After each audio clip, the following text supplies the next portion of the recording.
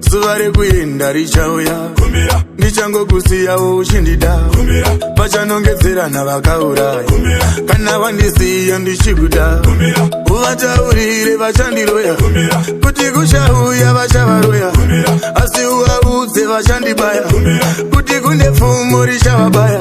Famba zvakanaka mweya wakachena sarai, zvakanaka tosangana.